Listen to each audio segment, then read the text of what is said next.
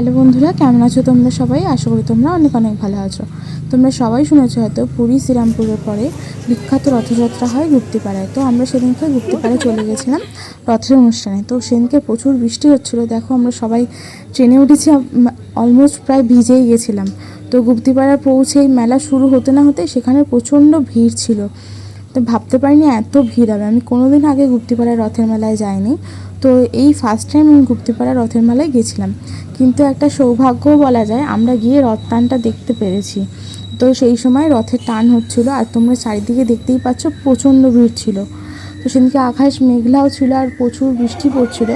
এমন রথ টানার সময় সেই টাইমটাতে বৃষ্টিটা স্টপ হলেও পরে আবারও বৃষ্টি আরম্ভ হয়েছিল, তাই সেরকম ক্লিপ আমি নিতেও পারিনি। তো রথ টানার একটু ভিডিও তোমাদের সাথে শেয়ার করে নিলাম। তো দেখো রথ টানাটা শেষ হলে মাঝখানে যেখানে রথটা ছিল প্রথম দিকে, তো এক টান তো সকালবেলায় হয়ে যায়, আমরা যেহেতু বিকালে গেছিলাম, বিকালে আর একটা টান হয়। তো দেখো মাঝখানে কতটা পরিমাণ জল জমে। প্রথমে তো ভাবলাম হয়তো পুরীতেই চলে এসেছি, যেই পরিমাণ জল জমে। আমরা সেই জল পেরিয়ে আবার মেন মেলাতে পৌঁছে গেলাম, তো যেখানে এমনি অন্যান্য দোকানপাটগুলো বসে। আর একজন দেখো লিফলেট দিয়েছিল, তো একজন লিফলেটটা দিয়েছিল, অনেক কটাই লিফলেট দিয়েছিল। আর আমার দাদা কি শয়তান, সেই লিফলেটগুলোকেই আবার লোকের মাঝখানে দিয়ে দিয়েছে।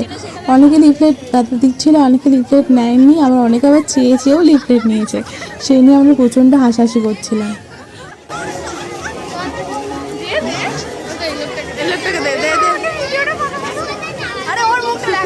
শুধু বিয়ে করে যাচ্ছে,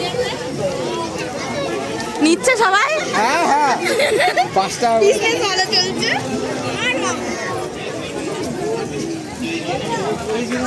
রাস্তাটার ভিডিও করেছো? হ্যাঁ হ্যাঁ করেছে, মনে হয় করেছি। এদিকে জল উল্টে আছে, ওই লোকটা যেতে যেতে নিচ্ছে কিন্তু।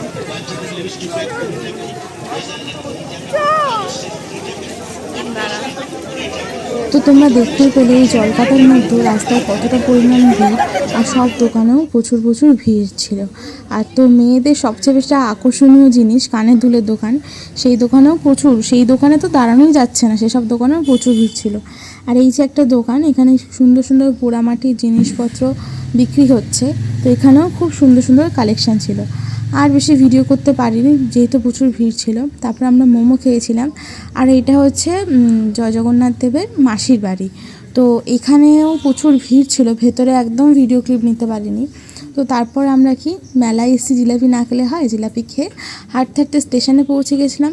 যেহেতু রথ উপলক্ষে গুপ্তিপাড়া খুবই বিখ্যাত একটা জায়গা, স্টেশনে খুব ভালো সাজিয়েছে। আর চলো দাদার থেকে রিভিউটা শুনে নেওয়া যাক। খুব ভালো, কাদায় ভিজে। আর এই মেলায় ঘুরতে গিয়ে আমরা একটা বান্ধবী বাড়িও গেছিলাম, তো সেখানে ক্লিপও নেওয়া হয়নি।